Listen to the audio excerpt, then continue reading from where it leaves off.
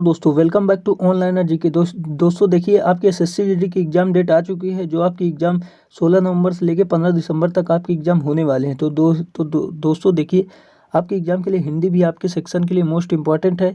तो उसमें से आपको चूज करना रहता है, आपको हिंदी करना है या इंग्लिश करना है। तो देखिए, जिसको आपने फॉर्म भरते समय आपने भरा होगा, अगर आपको हिंदी सेक्शन से करना है तो आप हिंदी सेक्शन से करेंगे, नहीं तो आप इंग्लिश से करेंगे। तो दोस्तों आज इस वीडियो में मैं हिंदी के 25 क्वेश्चन लेके आया हूँ, जो आपके प्रैक्टिस सेट पे आधारित है तथा प्रीवियस ईयर पे आधारित क्वेश्चन है। तो दोस्तों इसी तरह के प्रश्न आपके एग्जाम में आपको देखने के लिए मिलेंगे। इस प्रैक्टिस सेट को आप एकदम रियल एग्जाम मान के चलिएगा, क्योंकि दोस्तों आपको इसी तरह के प्रश्न आपके एग्जाम में देखने के लिए मिलेंगे। और दोस्तों हिंदी में आपको ज़्यादा टफ क्वेश्चन नहीं पूछे जाते हैं। तो अगर आपने सिलेबस के अकॉर्डिंग थोड़ी सी भी तैयारी करी होगी तो दोस्तों आप आराम से 18 से 20 क्वेश्चन आप कर लोगे। लेकिन दोस्तों 18 से 20 क्वेश्चन में आपका सिलेक्शन होने वाला नहीं है। आपको सिलेक्शन लेने के लिए कम से कम दोस्तों आपको कम से कम 22 से 23 क्वेश्चन आपको करने होंगे दोस्तों, क्योंकि हिंदी एक स्कोरिंग सब्जेक्ट है। दोस्तों अगर आप हिंदी में अगर आपने 22 से 23 क्वेश्चन कर लिए तो आपका सिलेक्शन एकदम नज़दीक पहुंच जाएगा। दोस्तों आपको हिंदी में स्कोर बनाना है और रीजनिंग में स्कोर बनाना है, तथा आप मैथ में स्कोर बना लीजिए। दोस्तों जीके के चक्कर में आप मत पड़िए, क्योंकि जीके पता नहीं कहाँ से क्या पूछ लेगा। तो जीके आप पढ़ते रह जाओगे, आपका सिलेबस भी कंप्लीट नहीं हो पाएगा। तो आप हिंदी पे मेहनत कर लीजिए दोस्तों। हिंदी अगर आपने 23 क्वेश्चन हिंदी के कर लिए और 23 से 24 क्वेश्चन अगर आपने मैथ के कर लिए, दोस्तों आपका लगभग 60 से 65 क्वेश्चन आपका हो जाएगा। और दोस्तों आप 15 से 17 नंबर अगर आप जीके के कर लेंगे तो आपका दोस्तों 77 से 78 नंबर हो जाएगा या 75 नंबर हो जाएगा। 75 नंबर दोस्तों आपका एसएससी जीडी में सिलेक्शन आपका हो जाएगा। तो दोस्तों चलते हैं, वीडियो करते हैं स्टार्ट। और दोस्तों ये जो क्वेश्चन है आपके पूरे 25 क्वेश्चन है, जो आपके हिंदी के आपके सिलेबस से रिलेटेड क्वेश्चन है और पिछले साल एग्जामों में ये सब प्रश्न पूछे गए हैं। और दोस्तों ये क्वेश्चन आपके 76 नंबर से स्टार्ट होंगे और आपके पूरे 100 तक जाएंगे, तो आपके 25 क्वेश्चन पूरे हैं। अब करते हैं वीडियो को आपके स्टार्ट। पढ़ते हैं पहला क्वेश्चन क्या है। पहला क्वेश्चन है आपका कि दिए गए विकल्पों में से अवनी का विरुद्धार्थी शब्द क्या है। अवनी का विरुद्धार्थी शब्द क्या है आपको बताना है कमेंट बॉक्स में। दोस्तों आपको 25 क्वेश्चनों में से जितने भी क्वेश्चन का सही जवाब आता है तो आपको कमेंट बॉक्स में इनके सबके आंसर देने हैं। तो आपको पहला क्वेश्चन का आंसर होगा अवनी का विरुद्धार्थी शब्द अंबर है। तो दोस्तों अवनी का विरुद्धार्थी मतलब अवनी का विरोध मतलब विपरीत शब्द कौन सा है, तो अवनी का विपरीत शब्द है अंबर। अब बताते हैं आपको दूसरे क्वेश्चन का आंसर क्या होगा। तो दूसरा क्वेश्चन है दोस्तों आपका उत्थान का विलोम शब्द क्या है। उत्थान का विलोम क्या है, तो इसका सही जवाब होगा 77 का सही जवाब होगा उत्थान का विलोम होगा पतन। उत्थान का मतलब ऊपर उठना और पतन का मतलब नीचे गिरना। अब दोस्तों बताते हैं आपका तीसरा क्वेश्चन क्या है। तीसरा क्वेश्चन है जो मापा ना जा सके उसके लिए एक शब्द बताइए, कि जो मापा ना जा सके उसके लिए एक शब्द क्या होगा। तो जो मापा नहीं जा सकता उसको बोलते हैं अपरिमेय, जिसको माप हम नहीं सकते उसको अपरिमेय बोलते हैं। अब दोस्तों चलते हैं आपके अगले क्वेश्चन पे। आपका अगला क्वेश्चन है दोस्तों, अपने जीवन पर स्वयं लिखी कथा वाक्यांश के लिए एक शब्द चुनिए। मतलब जो अपने जीवन पर लिखी जाती है उसको क्या बोलते हैं, उसके लिए एक शब्द आपको चुनना है। तो आपका 79 का सही जवाब होगा आत्मकथा। जो अपने जीवन पर लिखी जाती है उसको बोलते हैं आत्मकथा। अब आपके लिए बताते हैं अगला क्वेश्चन, मतलब 80 नंबर का क्वेश्चन क्या है। आकाश का पर्यायवाची शब्द। दोस्तों देखते हैं, काफ़ी आसान क्वेश्चन है। आकाश का पर्यायवाची शब्द क्या होगा। तो आकाश का पर्यायवाची शब्द होगा अंबर। आकाश का तो अंबर पर्यायवाची शब्द इसमें दोस्तों लिखा है कि आकाश का पर्यायवाची शब्द नहीं है। तो दोस्तों एग्जाम में आपको भी इसी तरह के फंसा देंगे, क्वेश्चन लिखा रहेगा नहीं है और आप है लगा देंगे तो आपका क्वेश्चन हो जाएगा गलत। तो यहाँ पे आपको देख के चलना है कि आकाश का पर्यायवाची शब्द नहीं है, तो इसमें गगन है। आकाश का पर्यायवाची शब्द गगन है, अंबर है और नभ भी है। और ये जो अवनी है ये आकाश का पर्यायवाची शब्द नहीं है। तो इसका सही जवाब होगा 80 का डी।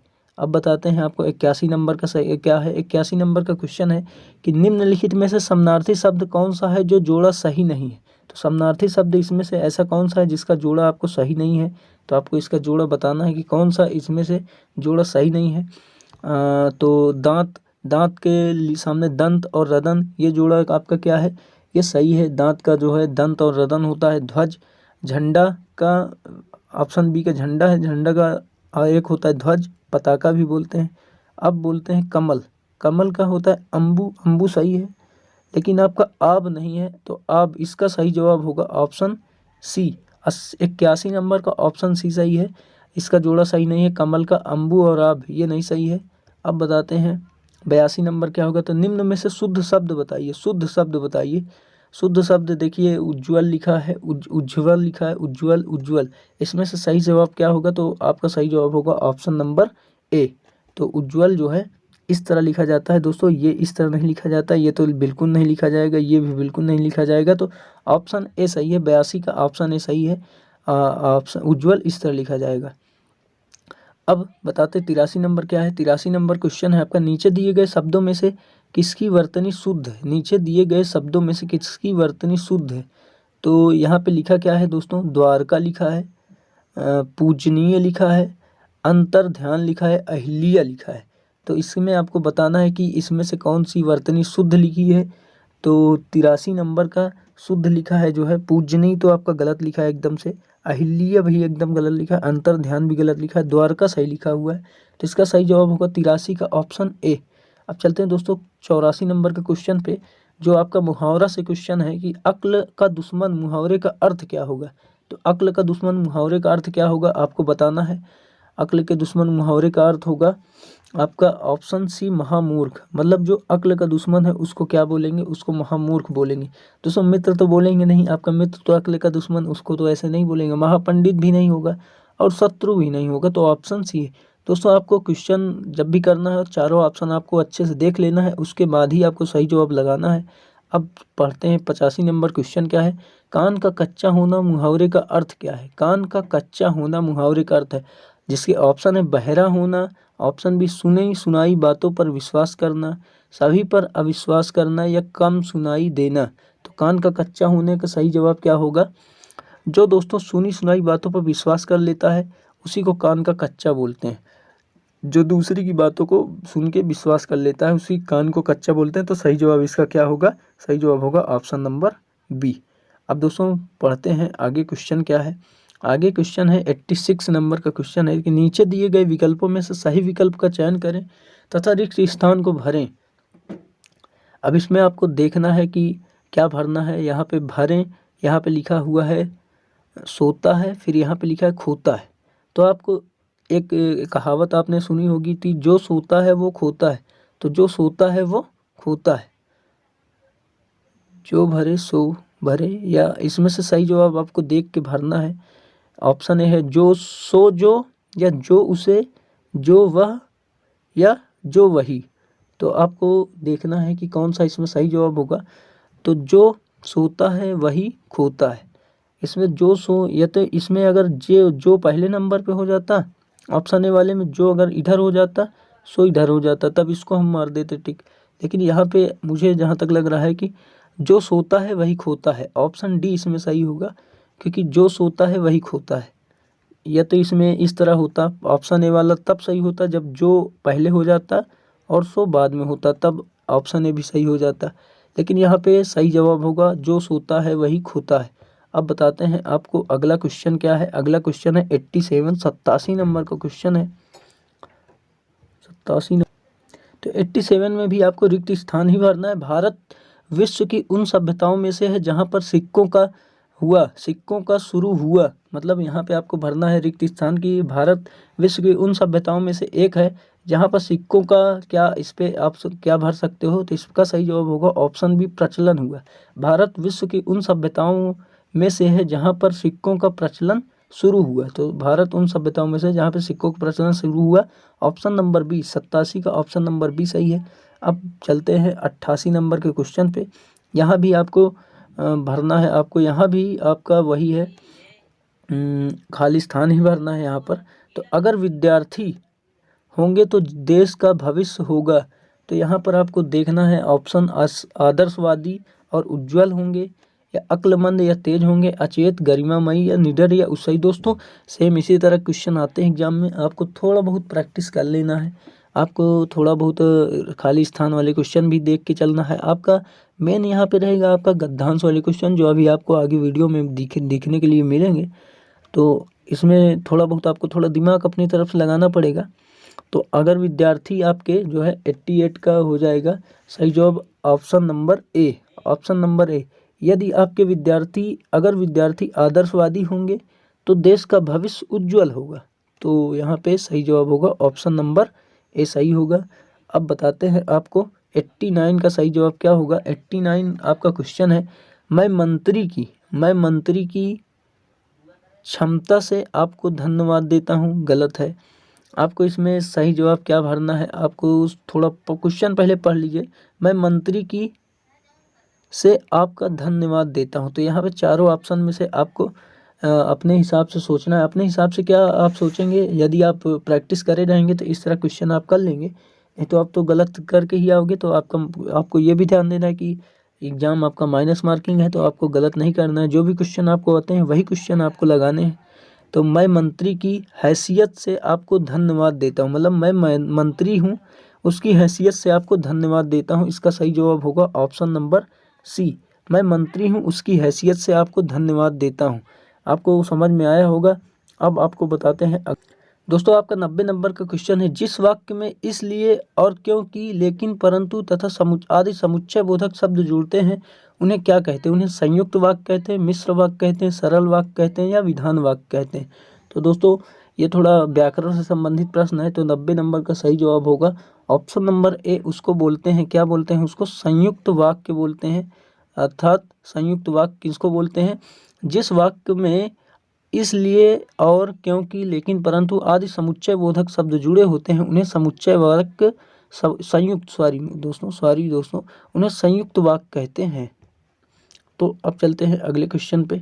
91 नंबर का आपका क्वेश्चन है, निम्नलिखित वाक्यों को संयुक्त वाक्य में परिवर्तित करिए। संयुक्त वाक्य में आपको परिवर्तित करना है निम्न वाक्यों को। तो पढ़ने के अतिरिक्त वह लिखता भी है, इसका सही जवाब क्या होगा आपको बताना है। तो आपको चार ऑप्शन आपके सामने हैं, तो इसका सही जवाब होगा पढ़ने के अतिरिक्त वह लिखता है, तो वह केवल पढ़ता ही नहीं बल्कि लिखता भी है, ऐसा इसका कहने का अर्थ है। तो सही जवाब होगा ऑप्शन नंबर डी आपका सही होगा, कि वह पढ़ने के अतिरिक्त वह लिखता भी है। तो इसका मतलब संयुक्त वाक्य होगा कि वह केवल पढ़ता ही नहीं है, वह लिखता भी है। ठीक है, अब बताते हैं आपको 92 क्वेश्चन आप देख लीजिए। 92 नंबर क्वेश्चन है, निम्नलिखित में से एक कथन गलत है जिसको आपको पहचानना है। तो इन चारों ऑप्शनों को आप पढ़िए कि इनमें से गलत कौन सा हो सकता है। संधि में दो पक्ष का मेल होता है, क्या ऐसा होता है। संधि तोड़ने को विच्छेद कहते हैं। तो 92 का एक क्वेश्चन, इसमें से चारों में से एक सही एक गलत है, बाकी तीन सही होंगे। तो संधि में पहले अगर ऑप्शन ए पढ़ते हैं कि संधि में बोल रहा है कि संधि में दो पक्षों का मेल होता है, क्या ऐसा होता है। संधि तोड़ने को विच्छेद कहते हैं, तो ये तो सही है, संधि तोड़ने को विच्छेद कहते हैं। ये समास में पदों के प्रत्यय को समाप्त कर दिए जाते हैं, तो ये भी सही है, समास में पदों के प्रत्यय को समाप्त कर दिया जाता है। समास तोड़ने को विग्रह कहते हैं, तो समास तोड़ने को विग्रह कहते हैं, ये भी सही है। मतलब इसमें एक ऑप्शन गलत है, जो ये वाला गलत है, संधि में दो पक्षों को मेल नहीं कहते हैं। तो इसका सही जवाब क्या होगा, इसमें जो आपका सही जवाब होगा ये आपका सही जवाब हो जाएगा आपका ऑप्शन नंबर ए। आपके क्वेश्चन के अकॉर्डिंग निम्नलिखित में से कौन एक गलत है, तो संधि में दो पक्षों का मेल होता है, ये आपका गलत लिखा हुआ है। अब बताते हैं आपको 93 नंबर का क्वेश्चन है। 93 नंबर का क्वेश्चन है कि सप्त ऋषि का संधि विच्छेद क्या होगा, आपको बताना है। ऑप्शन नंबर इसका सही जवाब क्या होगा आपको बताना है कि इसका सही जवाब क्या होगा। तो 93 का सही जवाब होगा ऑप्शन नंबर सी, सप्तधन ऋषि। और आपको देख लेना है चारों ऑप्शन, तो सही जवाब तो आपको पता ही चल गया है कि इसका सही जवाब हो सप्त प्लस ऋषि। और आपको कमेंट बॉक्स में ये बताना है कि ये सप्त ऋषि कौन सी संधि है। अब चलते हैं अगले क्वेश्चन पे, द्वंद्व समास में कौन सा पद प्रधान होता है, तो आपको बताना है सही जवाब। चार ऑप्शन आपके सामने हैं। 94 का सही जवाब होगा ऑप्शन सी, दोनों पद, क्योंकि दोस्तों द्वंद्व समास में दोनों पद प्रधान होते हैं। आपने देखा होगा कि दोनों क्या होते हैं, द्वंद्व होते हैं एक दूसरे के। अगर आप कहोगे तो योजक चिन्ह जुड़े होते हैं, तो दोनों पद क्या होते हैं, प्रधान होते हैं। जैसे माता भी एक प्रधान पद है, योजक चिन्ह होता है यहाँ पर, ऐसे एक चिन्ह होता है यहाँ पे एक चिन्ह होता है योजक चिन्ह जिसको बोलते हैं, ऐसे होता है, इससे जुड़ा होता है। तो समास में दोनों पद, द्वंद्व समास में क्या होता है, दोनों पद प्रधान होते हैं, तो इसका सही जवाब होगा ऑप्शन नंबर सी। अब चलते हैं अगले क्वेश्चन पे, बारहसिंगा शब्द में कौन सा समास है, तो बारहसिंगा शब्द में कौन सा समास है, चार ऑप्शन है। तो बारहसिंगा में आपका समास है कौन सा? बारहसिंगा, बारहसिंगा बहुब्रीहि समास है दोस्तों इसमें, और बारहसिंगा में बहुब्रीहि समास है। ठीक है, इसका सही जवाब होगा ऑप्शन ए बहुब्रीहि समास। अब चलते हैं 96 पे। कितनी करुणा कितने संदेश में कौन सा अलंकार है? कितनी करुणा कितने संदेश में कौन सा अलंकार है? यहाँ पे 4 ऑप्शन है, यमक, अनुप्रास, श्लेष या उत्प्रेक्षा। तो आपको बताने हैं कि कितनी करुणा कितने संदेश में कौन सा अलंकार है। तो यहाँ पे 96 का सही जवाब होगा ऑप्शन बी अनुप्रास अलंकार। कितनी करुणा कितने संदेश में अनुप्रास अलंकार है। दोस्तों अब चलते हैं आपके 97 नंबर के क्वेश्चन पे। चूड़ी अच्छी थी में कौन सी क्रिया है? चूड़ी अच्छी थी में कौन सी क्रिया है? चूड़ी अच्छी थी में कौन सी क्रिया है? तो इसका सही जवाब क्या होगा? योजक क्रिया या औचित्य बोधक क्रिया या अधिकार घोतक क्रिया या अप्रत्यक्ष क्रिया। तो 97 का सही जवाब क्या होगा? इसमें सही जवाब होगा योजक क्रिया। चूड़ी अच्छी थी में योजक क्रिया है। ठीक है, अब चलते हैं 98 पे। तो दोस्तों आप लोग देख सकते हैं ये जो है आपका ये गद्यांश पे आधारित प्रश्न है, तो आप पूरा गद्यांश आप पढ़ लीजिए। आपको गद्यांश से रिलेटेड आपके क्वेश्चन आपके एग्जाम में आते हैं 2 से 3 क्वेश्चन, तो आप इनको गद्यांश को आप देख लीजिए। यहाँ पे दोस्तों इस वीडियो में गद्यांश पढ़ाना संभव नहीं है, और आप अगर आप PDF को कहोगे तो अपने टेलीग्राम चैनल के लिंक पे मैं इसको PDF को शेयर कर दूंगा, तथा अपने YouTube के नीचे भी, अपने चैनल के नीचे भी डिस्क्रिप्शन में भी इस PDF का मैं आपको लिंक दे दूंगा। तो आप वहां से इसको प्रैक्टिस सेट गद्यांश वाला आप ज़रूर लगा लीजिएगा। ये दोस्तों ये 98 से 100 ये दो क्वेश्चन आपके बचे हुए हैं। तो ये 2 क्वेश्चन है, इसमें पूरा अभी पढ़ना पड़ेगा, वीडियो फालतू में लंबी होगी, तो आप लोग पूरा प्रैक्टिस सेट इसको लगा लीजिएगा। ठीक है दोस्तों, वीडियो अच्छी लगी हो तो वीडियो को लाइक कर दें। यदि ऑनलाइन एनर्जी के यूट्यूब चैनल पर अभी नए हैं तो चैनल को सब्सक्राइब करके बेल के आइकन को प्रेस करें। और दोस्तों अभी भी आपके एग्ज़ाम के लिए 25 से 30 दिन अभी हैं, तो आप इसी चैनल पर आपके लिए मैं जीके की और हिंदी की 30 से 40 प्रैक्टिस सेट ला दूंगा। तो आप पूरे प्रैक्टिस सेट को आप लगा लीजिएगा, आपके एग्ज़ाम के लिए कुछ ना कुछ ज़रूर हेल्प करेगी। तो इसी के साथ करते हैं वीडियो ख़त्म। मिलते हैं अगले वीडियो में, तब तक के लिए जय हिंद।